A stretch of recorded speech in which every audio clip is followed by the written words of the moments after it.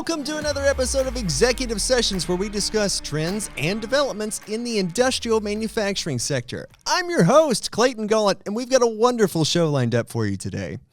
The backbone of a successful business are the workers who produce the goods and services that we utilize every day.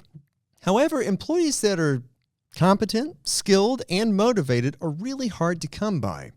In today's episode, we'll discuss what it takes to build and maintain that successful workforce. Joining me today to discuss this, we have Tom Brockley to my left, the CEO of Tru-Line. Welcome, Tom. Thank you, Clayton. Good to be here. Yeah, I'm glad you were able to make it out. Me too. And then we've got to my right, Mr. Ron Lindsay, the CEO of Lindsay Precast. Welcome to the show. Well, thank you, Clayton. I hope. Yeah, I'm glad both of you guys can come out. These two gentlemen are incredibly busy, so we're really happy to have them out on the show today. Let's dive in. So to both of you, let's kick it off. Just a base level question. As CEOs, how do you define a successful workforce, or what do you think a few characteristics of a successful workforce are? Well, for Lindsay Precast, a successful workforce would be that all employees understand what their objective and their goals for the day are, and that they understand also that their goals and objectives are tied in, aligned with what the companies are. So they know if they hit their goals, they are contributing to the success of the company overall. So we want them, as they're pulling out of their parking lot, they know whether they've had a good day or not. And it's not so much important that they hit their goals, although of course we want them to, but the point is that they understand what those goals are. That way they're easier to train. Fantastic. You know, I would agree with that. I think just to expand that a little bit, I think it's all about engagement with the company and knowing what is expected of them, having the tools to do the job, and having it aligned with the vision for the company is all part of that engagement. Certainly, you know, I think an employee is going to be engaged for different reasons, but I think there are some common elements, and one certainly would be respect. You know, absolutely. Yeah. Do we respect each individual as an individual and for the contributions that they provide? I think that's a really good point. If you've got a workforce and everybody is respectful to one another, I do think that actually makes a big difference in production and just the fact of people being more efficient in general. But what are the metrics that you all use to determine if a workforce is actually performing efficiently? We use the Gallup Q12 survey. Over the years, Gallup has narrowed down the questions that they use to understand the engagement of an organization to these 12 questions. And so we measure our progress against the prior year on those 12 questions just to see how engaged we are. Just out of curiosity, for our listeners who don't know what the Gallup 12? Is that right? Q12, yep. What is that? It's a list of 12 questions that are geared to understand just how engaged a workforce is. And some of them are intuitive, like, are my instructions clear? Do I know what is expected of me? Am I getting feedback? To things like, do I have a best friend at work? Okay. And so we use that to understand how we're doing for engagement, and then to identify those areas based upon the survey that we want to improve upon, that we want to target to move the needle, I'll say, for next year's. So how often do you administer this test? We administer the test once a year. Once a year. In fact, we're just about to do that. Oh, okay. Yep. Ron, what about you? What do you guys do over at Lindsay? We actually also do the Gallup Q12. Really? We just implemented it. We did our last survey. We do employee surveys twice a year. Okay. And we're really excited about the Gallup one because it's unique questions compared to most surveys. Basically, it's a list of 12 questions, and what you find out from those questions are whether the employee understands the expectations of them, whether the employee feels that they have value, that they're valued by the company, and whether there's growth opportunities, whether the employee feels there's growth opportunities to be offered. So it sounds kind of warm and fuzzy, but it really, by the answers, it really gives you an avenue to be able to improve the relations with your employees, the respect side of it. Yeah, I completely agree. And it does sound warm and fuzzy, but an engaged workforce, I'm convinced, leads to a healthier bottom line. Honestly, my background, whenever I first started, was blue collar, and one of the main things that always kind of upset me about the jobs that I had worked was it never really felt that management cared about any of our opinions or how we felt. It was just kind of like, come in, do your job, and if you don't want to, we'll get out.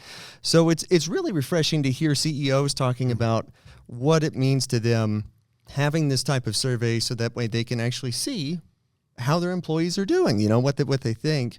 But so is this a newer test that you said this is newer for Lindsay, correct? Correct. What about you, Tom? Is this? I think this will be our third year that we have done the Q12 survey. So what metrics did you all use before? It varied. There are all kinds of employee satisfaction surveys out there, and we have employed them over the years, but we're going to stick with this one. What about you, Ron? Yeah, same thing. Your more generic questions, rate from 1 to 5. How do you feel this company? How do you feel Lindsay Precast does with safety? Fantastic. Those have effectiveness, but the questions that are asked by the Q12 are much more targeted and easier to act on. Yeah. Fantastic. So feedback, for instance, we focused on feedback and recognition last year. So we put in place a system called, it was based upon Awardco is the company that does that.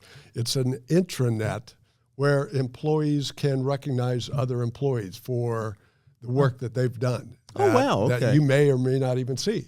And it's actually kind of fun. And you can give what we call arrows, because we're Arrow Tru-Line, but you can convert arrows into cash. You can convert them into merch, whatever. So it's just a good way to recognize somebody's efforts. It's important. Recognition is so important. Absolutely. Do you think that between the combination of the survey and these internal awards is helping with employee retention? Oh, yeah, there's no doubt. One of the things certainly that helps with retention is making sure that you're paying a wage that is competitive in the local market. And we've made a lot of progress over the last couple of years with that. Fantastic. What about you, Ron? Yeah. In addition to the survey, because we just began it, but there's been a lot of studies out there that show, and we agree with, that to retain, dependable, high-performing employees, that you need to, it's not so much that you have a good company, but that you have good managers. Those employees want to work, their direct supervisors are very important to them. It might be the reputation of what the company has to offer to get them in, but to keep them, it's all about the managers. So we definitely strive management training and whatnot for that employee engagement to keep that. Just because someone's a good worker, has been there a long time, doesn't necessarily mean they're a good manager. They need to have people skills. They need to at least understand the importance of taking care of their team to achieve the goals that they have to achieve. Yeah, I absolutely agree with that. Yeah. I've known many guys who've been. I used to work at a refinery back in my hometown, and there were guys that had been there for 30, 40 years, sometimes even longer than that. But they'd be the first to tell you, like, I've been here this whole time, but I don't know how to run it. So Right. It's I think honesty is a big key in that. Oh yeah. I am curious, though. You both talk about engaging your workforces, getting a pulse of how your workforce is doing, making people feel as though they are part of the team because they truly are, and empowering your workers. How has the labor shortage impacted your business, and where are you today? Right. For us, the labor shortage was intense during COVID. And we had quite a bit of turnover during that period. And since we have started to increase the wage rates, we've certainly seen that calm down. But it's not just that. That really is kind of the ante to keeping people on board. You've got to have a competitive wage, but there are a lot of other things that go into it. Certainly the communication that you do with the team, letting them know what you're planning to do, and not only what, but why, So, but the shortage was tight. It was a crazy time period during COVID. It has certainly eased. We've gotten the turnover down to next to nothing. Oh, wow, that's great. Yeah. What about you, Ron?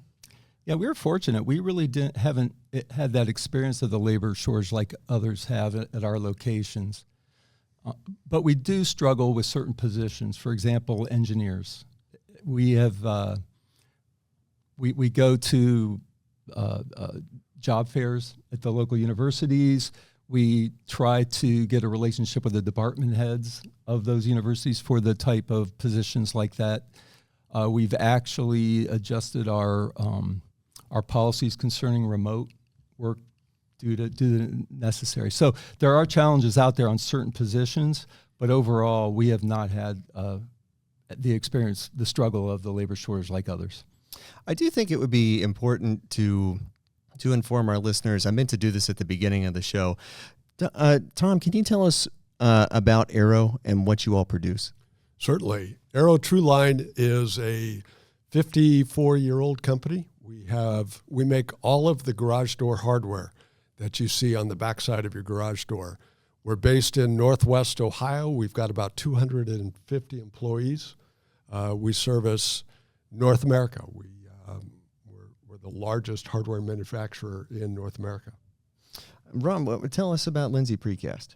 Sure. Lindsay Precast is, before we joined the MiddleGround team, we're a family-run business. My father was the founder in Northeast Ohio. We expanded to 9 locations spread out throughout the United States. And our largest division, the Precast division, we pour concrete into molds, strip the finished product out the next day, and deliver that to job sites, typically for infrastructure projects such as roads, bridges, things like that. Fantastic. And if you want to learn more about their businesses, go to our YouTube channel and you can check out some MiddleGround maids. You might recognize the voice. Anyway. Okay. So you've both made it through COVID. There is labor shortage issues. You're dealing with having to work more, finding more complex solutions for various problems for today's market. So how do you go about attracting the top talent in our current labor market? There are a lot of factors that go into attracting talent, certainly. You've got to have a workplace that is attractive, a workplace where a person can come in expecting to learn every day, expecting to contribute, and expecting to grow. And we like to think that we are focused on those things that enable learning and growing and contributing.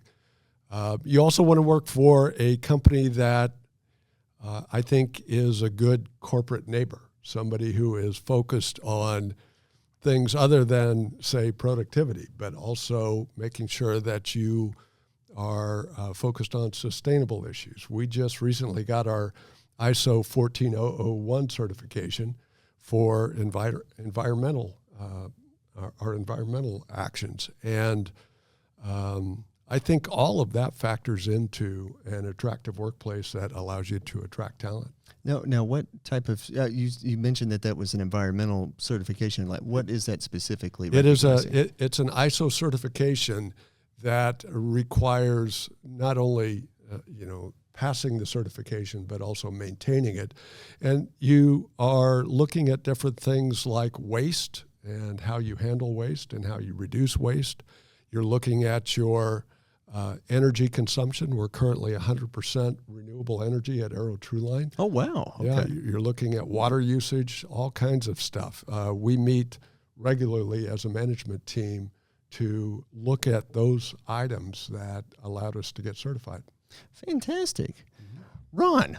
Yeah, all the things that Tom said, especially are very important for the younger generations, sustainability and whatnot. We've done sign-on bonuses for certain positions, such as truck drivers. Once again, the job fairs, we're more flexible. We don't actually fund any continuing education, but we're very flexible that we'll work with anyone to better themselves, within reason. So we like to think of ourselves, being a manufacturer, not everyone can work remotely. Somebody has to be there to pour the concrete, of course. Yeah, absolutely. But we're trying to step up and cater to the younger people entering the workforce as best as we can. So for the business owners who are out there and they're thinking, Ron, Tom, well, you guys could have your own radio show, the Ron and Tom show, But the people who are thinking that, in addition to the idea of, I'm doing all of this, I have incentives, we're paying strong wages, but we're still struggling to retain talent. What do you say to them?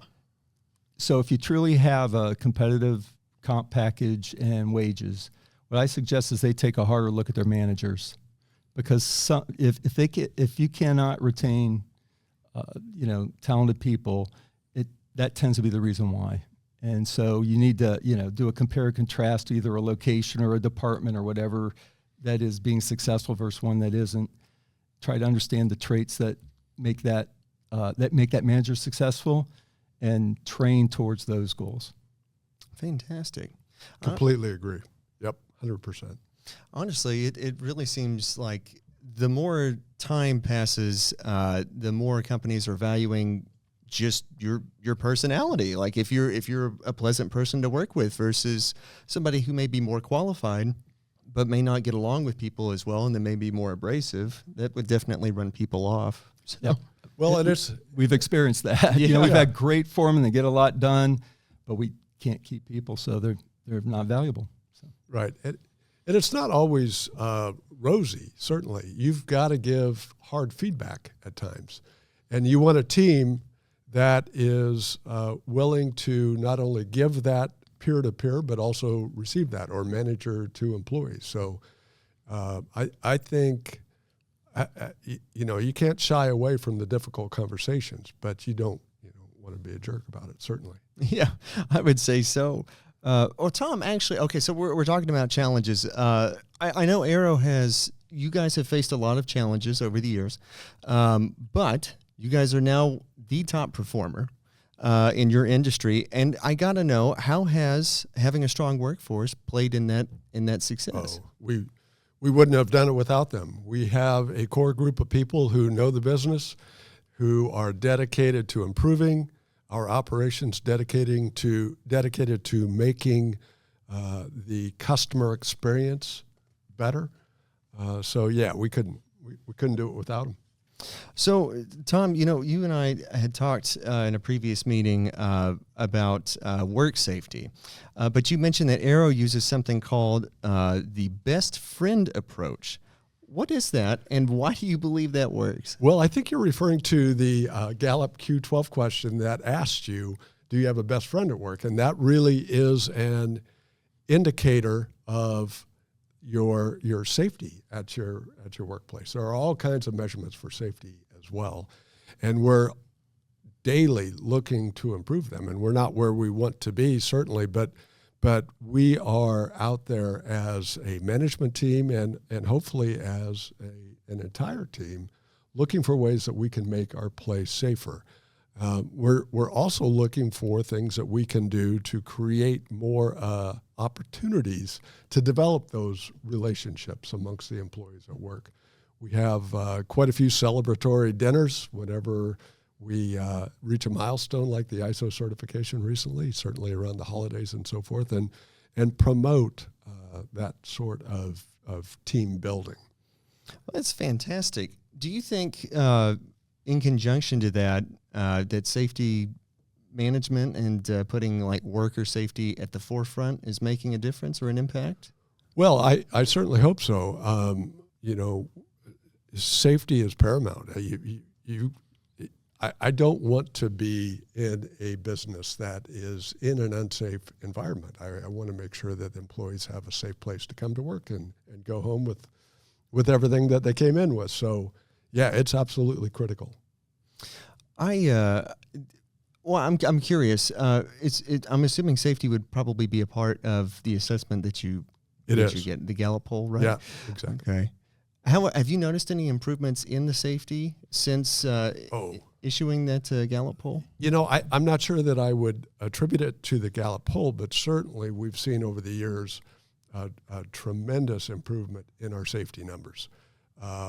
When we do have an issue, whether it be an actual injury or whether it be a near miss, we are out there investigating what does it take to make sure that never happens again. So, it is part of our culture, and I want it to continue to be. What do you say to workers who are in that type of environment where you're out and you're investigating a near miss or you're investigating an injury and they're afraid to come forward with information, or they're afraid to point out a safety issue for fear of getting somebody in trouble or dealing with repercussions? Yeah, we emphasize safety and certainly identifying hazards every time that we're in front of the group. We have the supervisors talk about it daily. We are issuing reminders anytime we're coming back from a break or from lunch, just to keep people aware of the hazards that are there in any manufacturing environment, and to identify those things that we can do to mitigate the risk. Fantastic. All right. Thanks for sharing that. That's really good perspective. Oh, okay, so I've got a question now for both of you back out on the floor. So automation presents massive opportunities for improvements in efficiency, but it can be a sensitive subject for employees because a lot of people think nowadays when you mention automation, people think of job replacement, layoffs, and really kind of replacing a lot of the human workforce. How have you all approached automation opportunities, and how have you managed that transition with your employees? Yeah, we really haven't experienced any pushback from automation. Now, in the concrete industry, there isn't that much of an opportunity to have significant headcount reduction due to automation. So it's more of efficiency improvements that might affect them. And our workers are just happy to make their jobs easier.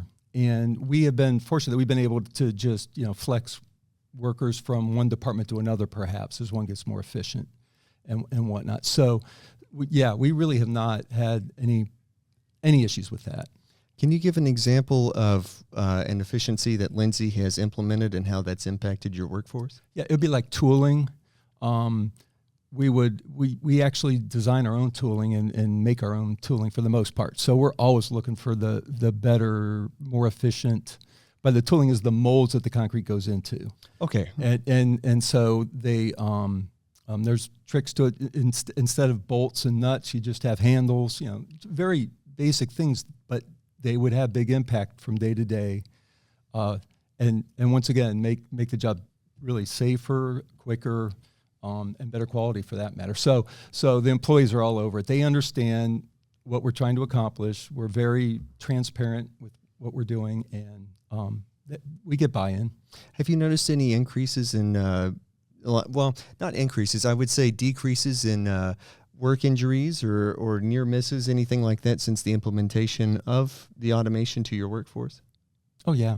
Yeah, that's all part of it. I would call that part of the automation is to keep it as safe as possible. Fantastic. I'm curious about Aero. Sure. All right. Well, I agree. I agree with Ron. I think investing in the business is certainly a good sign to the workforce. It will result, if it's done properly, in a more efficient operation, which means that you have more output per labor hour, for instance. But what we do is we redeploy people. We either retrain them to run the new equipment or redeploy people to other parts of the facility. And I haven't received any negative pushback about the investments that have been made over the years, either in automated hinge machines or tooling that goes from multiple stampings to one hit. So it is a real positive, and MiddleGround certainly has been a supporter of our automation activities. Fantastic. I'm curious, Ron was talking about, and we were talking about the increase in safety, making it easier on your workers. Are you noticing any changes with job satisfaction since the implementation? I don't think I could dial in job satisfaction to the automation effort. Okay. Yeah. I'm just curious on that one. Ron, back to you now. Yes, sir. How have you approached the changes in management with your employees? Yeah, we've had some significant changes over the past 3 years. And what we have found is communication, of course, is the key, and transparency. Sometimes change is not necessarily good news to employees that are involved. So the way we look at it, the way we approach it is we always want the highest level executive to present what the changes are. We want it to be face-to-face, in person, not email, not even Zoom if possible. And we want to do it as quickly as possible. So, for example, when we announced that we are no longer a family business and we joined the MiddleGround team, my executive team went to all the different locations, and including myself. I was in Florida, and we literally met one-on-one with all salary people and all key hourly people even. Oh, wow. To tell them what's going on, gave them a chance to ask any questions and whatnot. And then furthermore, MiddleGround always has a town hall. Then they come in, they introduce themselves. We introduce ourselves when it comes for the Dutchland deal. And all employees are there. Once again, they're given an opportunity to ask questions, each and every one of them. And then MiddleGround even sets up a website so that they could, anonymously or not, ask questions after the fact once they thought of them.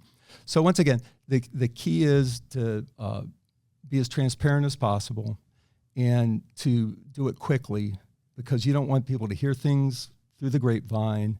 That's how rumors get started. And you work really hard to build trust with your workforce. And a large change like what we've experienced can erode that. So you want to nip that in the bud right away. Might have to work on building that back up a little bit. It's just the way it is. But by being honest and transparent, that's the way to do it. I'm just curious, because you mentioned two things that caught my attention. You said that workers having various concerns was one, and then you also emphasized the importance of doing everything in person. Did you notice that there was any common concern, or like one concern that kept coming up over and over again? And why do you think it's important to do this in person? Well, I just think it's a matter of trust. It helps build trust when we're sitting here talking together versus through a screen or certainly through email. That's true, yeah. Yeah, so I think they can be a little bit more candid in their questions or their concerns. And concerns is just, everyone wants, when there's big news like that, the question is, well, how does this affect me? Yeah. So actually it was pretty nice that when we met with everyone about the one-on-one about the MiddleGround, joining MiddleGround, a lot of the majority of people's response was saying, well, you've always been good to me up to now. We'll just ride this out with you and find out. So it just makes it more personal and more meaningful by doing it that way. You had mentioned the ideas of that, but then you also had touched on briefly, you'd mentioned Dutchland's name. Lindsay and Dutchland merged fairly recently, correct? Yeah, 2 years ago. 2 years ago. So this is pretty fresh, pretty new. So I am curious. What did the training process look like with the merger of two separate companies? Right. So it's a little bit of an unusual situation in that Dutchland manufactures a unique product that we're integrating into the other Lindsay locations. So the integration worked both ways. We had to train them and educate them on the way Lindsay does things, but then they also had to train the Lindsay locations on how to make the product. So it worked both ways. Dutchland is a good, strong company with a strong culture that we did not want to affect negatively in any way, and that makes it easier. There were some surprises along the way, or really challenges in that.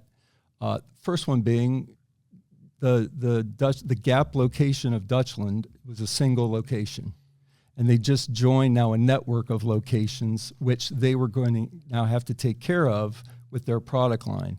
So it affected the responsibilities of a lot of managers there. We had to figure out a way to that they now not only have to worry about Gap, Pennsylvania, but they have to worry about North Carolina, South Carolina, Ohio, Florida, and Colorado. So that has been somewhat of a learning experience in that way. And then the other thing that has been a bit of a challenge is that the Dutchland product line is the only one that we have to install at the job site. So there's a construction aspect to the Dutchland product, which we don't have with any of our other locations. We're still getting through that one. That construction can be a little bit of a different attitude, a different philosophy than manufacturing. We're both learning on it. Once again, the key is to come up with goals and objectives that we're all in a line with, and that we all have clarity on. And then we'll work it out together on how to achieve that goal. Okay, this is open to both of you. How do you empower hourly workers, for example, to make them feel that they have an equal voice and they can speak up with process opportunities or safety concerns? So, sorry, Tom. No, for us, we listen. We get the feedback and we act on it together. We want a workforce that is identifying ways that we can go off and improve the processes, be more productive, provide a better customer experience, and to be a safer organization. And that's what we're about. So it's in the actions taken after receiving that sort of feedback that can really be the indicator. Fantastic. Right. So the important, when you get input from an employee, you need to act on it. And that doesn't necessarily mean that you do what that employee recommended, but you respond back the reason why not and challenge them to come up with a better idea or a different idea to handle what that issue is. And if an employee makes a suggestion that helps better achieve the goal, you need to recognize it, especially with his or her peers. That's very important. And then award them in some way. Like Tom said, if suggestions are made and no actions taken, there will be no more suggestions. Fantastic. It is all about action and actually taking time to listen to your fellow workers out on the floor and taking that pulse. It really does make a difference. So if you're listening to this and you're a business owner, listen to your employees. This is from two very successful business. All right, I have another question for both of you. As CEOs that invest time and money into worker safety and satisfaction, how have you seen the investment pay off financially or otherwise? Yep. What comes to mind to me right away is we invested in an app for all of our employees' phone. It's called Really? Yes, okay. it's called Safety AMP, AMP. And what that app does is it gives all employees the opportunity to, if they see a potential hazard or a near miss or even an incident, they can report it real time. They can even snap a picture of it. It goes out to everyone, and networks out to everyone so that it can be fixed in real time. And it has been, it's not that big of an investment at all, and it is paid back. My VP of HR safety is in charge of safety. He said that it just day one enabled all to worry about safety. And once we're talking about action needs to be taken, well, when it goes out to everybody and anybody on their phone, something's going on, there is action taken. Okay, so you mentioned that app specifically. Where would employers go to find that app? I'll have to find that out. I don't know. My HR found it, and put Okay. it in, so. Well, Ron's going to keep us posted on that. Mr. Tom, same question to you. Have you seen your investment pay off? Well, it's difficult to tie particular activities like your safety improvements to the bottom line. Certainly, if you take a look at our DART numbers and our incident reports going and compare that to 4 years ago, we are light years better than we were.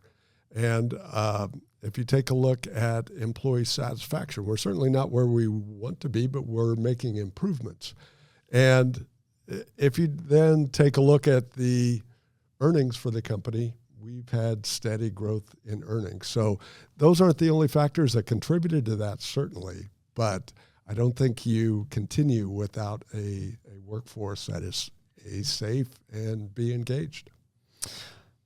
This advice, fantastic. So seriously, business owners, take it and run with it, because these two know what they're talking about. Closing thoughts. Tom, kick us off. It's a good time to be in industry. It is. We're past the COVID period, and I believe that the market for us certainly is poised for a lot of growth. We're behind as a country in the number of houses that we need. If you take a look at family formation versus housing starts, we're behind. So it's a good time to be in the industry that we're in, and it's a good time to be investing in that industry and investing in the people. Fantastic. Mr. Ron. Yeah, it's all about the people. You can be the most technologically adept and lucky, but if you don't have the right people, you still won't have success. So you build trust, you be transparent, you have you set goals and objectives that they understand, you measure, you recognize, you award. If you do all that, you are well on your way for success. Well, fantastic, Ron. Well, guys, that's it for today. We're out of time, unfortunately, but I'd like to say thank you for joining us for another episode of Executive Sessions. Make sure you subscribe to our podcast on audio streaming services and our YouTube channel. Be sure to hit the notification bell so you'd never miss an upload. A big thanks again to Mr. Tom Brockley and Mr. Ron Lindsay. Thank you guys so much for being here today. Thank you, Clayton. Well, until next time, that'll do it here for us, and join us next time when we discuss more about trends and developments in the industrial manufacturing world. We'll see you then.